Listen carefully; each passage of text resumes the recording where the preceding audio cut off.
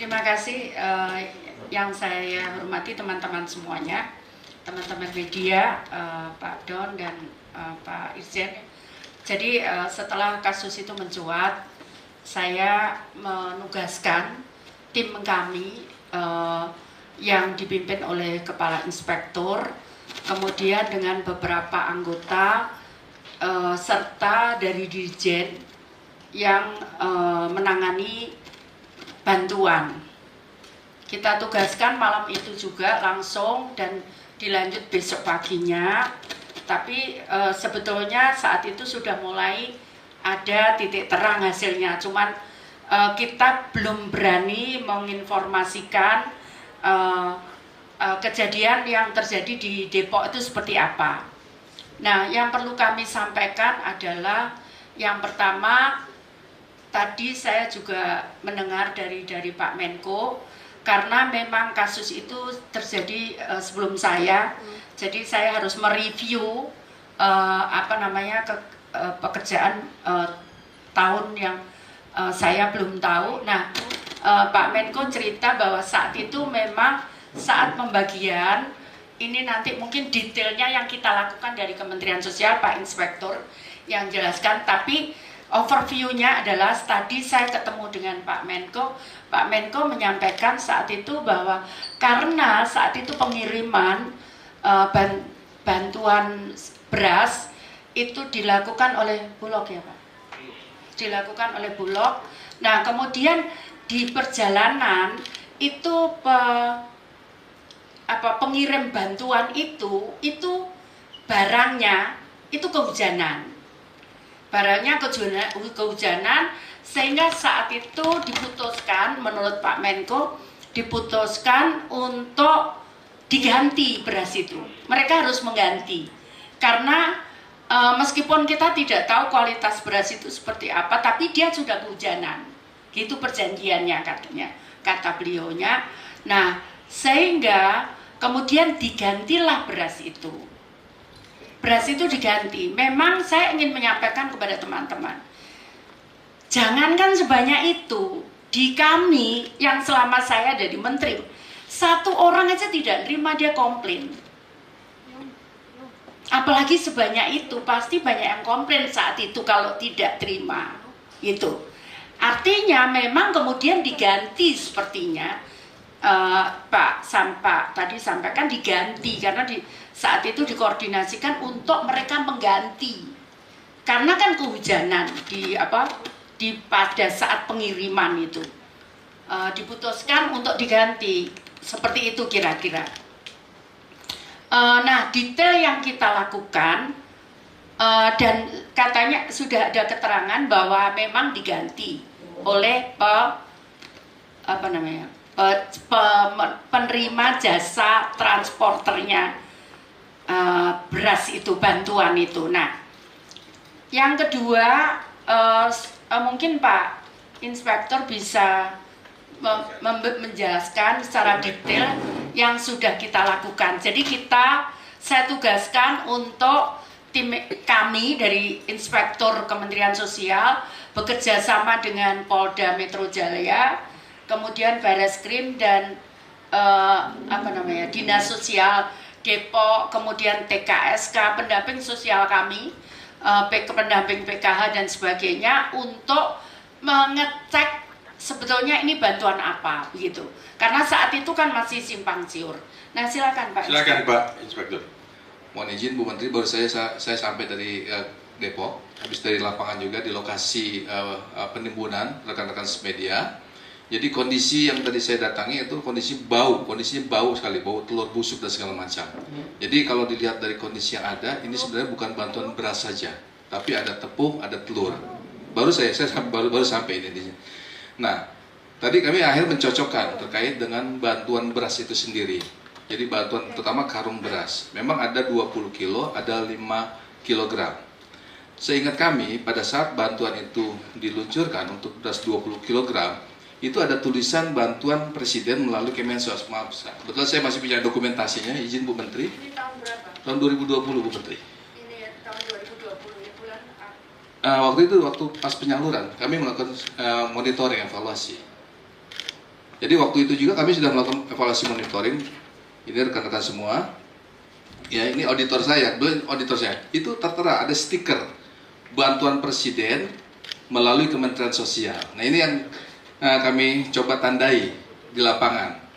Nah, tadi pada saat kami di lapangan juga ada foto juga, kami tidak menemukan itu. Jadi diduga. Nah, ini yang sudah kami lakukan dari kemarin sampai tadi pagi, dan tadi juga sudah dipanggil pihak Bulog, izin Bu Menteri. Pihak Bulog juga sudah menjelaskan bahwa memang untuk bantuan beras ini pihak Bulog melakukan kerjasama untuk pengiriman dengan SSI, Store Saing Indonesia. Dan ternyata SSI itu sendiri melakukan kerjasama dengan pihak JNE. Nah, ini yang sedang kami melakukan penelusuran kembali. Tapi untuk jenis bantuan itu sendiri, sebenarnya kalau lihat dari kondisi yang ada, dari yang kami lakukan pada saat evaluasi dulu, ini kita sudah berlabel. Ada bantuan presiden melalui Kementerian Sosial. Tadi tidak ditemukan. Jadi ini saya bacakan ya, ini yang dibuat oleh Pak Eka, kepolisian, yang dilaporkan ke saya, karena saya memang buat dua tim, yang satu timnya Kemensos, ini untuk mengumpulkan, selain nanti kalau misalkan dibutuhkan administrasi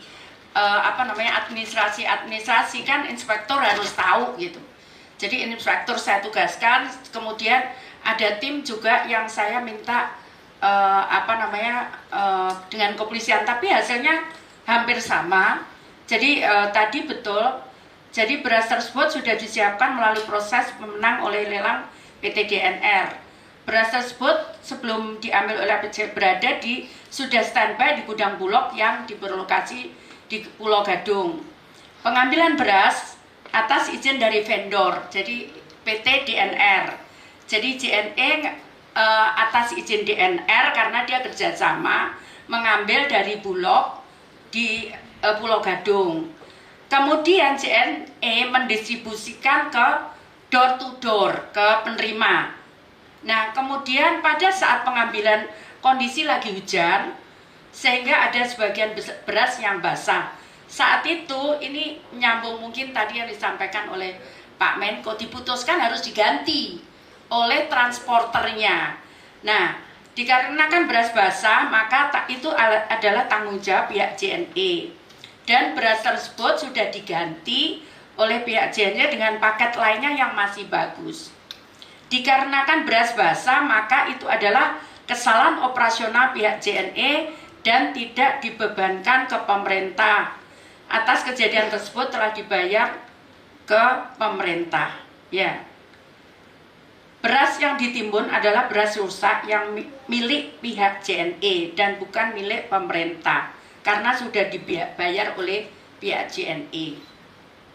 Seperti itu kira-kira. Enggak, seingat kalau penimbunan itu kita tidak tahu, pasti itu ada saat itu ada kesepakatan ditimbunnya bagaimana. Tapi kalau proses penggantian itu ada. Jadi kalau ada barang rusak atau tidak perform itu memang harus diganti. Cuman saat proses penimbunan kami harus dalami lagi nanti itu seperti apa gitu. Tapi kalau barang rusak ya memang harus diganti. Itu otomatis. Ya, di perjanjian kontrak pasti ada itu. Di seluruh proses pemerintahan itu pasti ada. Yang rusak ini mau diapakan itu yang nanti mau kita cek. Ya, ini sudah mulai ada titik terang bahwa itu adalah barang rusak gitu loh. Yang mungkin perlu diklarifikasi bahwa tadi di lapangan Pak Inspektor nemukan tepung atau telur itu juga belum kita adakah kaitannya ini kita juga belum tahu gitu ya. Sampai kemarin malam saya komunikasi, ini masih dikumpulkan bukti-bukti untuk itu. Jadi termasuk bukti penggantian, kemudian bukti transfer penyaluran gitu. Itu masih dikumpulkan bukti-buktinya. Sampai semalam tadi saya masih mendapat kabar itu. Begitu. supaya kita fair saja, kita nggak tahu. Tapi yang tadi dilihat memang tidak ada. Nah, Pak Irsyad nyampaikan dulu tuh ada loh seperti ini. Tapi tadi nggak ada. Tapi apakah itu dilepas atau tidak kita nggak tahu. Tapi ini masih ini kan? Ya, begitu. Nah, satu. Yang kedua mungkin saat itu mungkin loh. Kenapa disuruh ganti? Karena rusak tadi barangnya. Itu bagian dari pengawasan. Jadi ini ada lagi, sorry ya. Sorry saya enggak. Jadi bulan Agustus sampai dengan Oktober 2020 itu ada bantuan 15 kg per KPM untuk 10 juta KPM PKH. Nah, ini dilaksanakan Bulog gimana nih Pak?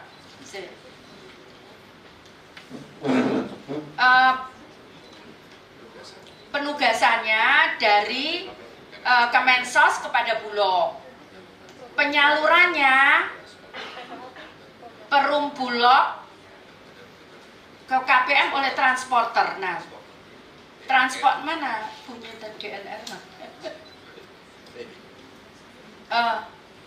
DNR itu.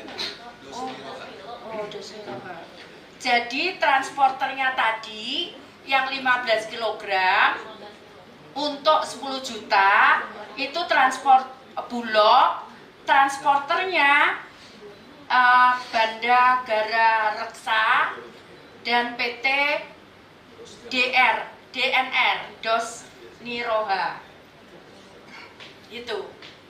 Untuk pengawasan itu memang harus bisa menangani seluruh mata rantai. Jadi saya jelaskan seluruh pada pejabat di Kementerian Sosial bahwa seluruh mata rantai itu harus clear, gitu sehingga saat diterima, saat dirasakan oleh penerima manfaat atau penerima bantuan itu mereka maksudnya ya kalau dapat bantuan itu tentunya senang begitu. Nah proses ini yang sekarang terus terang itu yang paling berat saya melakukannya di Kementerian Sosial itu. Sekarang ini selalu misalkan saya ada program apa, tolong dikontrol untuk pengawasannya itu dari awal, jadi dari mulai contohnya misalkan kami lelang itu pun diawasi oleh dari APH, kemudian sampai ke pelaksanaan seperti itu. Dari kami ya kan karena ini sifatnya masih informasi baik dari yang kami dapati dari media. Nah, jadi tugas kami adalah mendatangi TKP dan melaksanakan giat penyelidikan.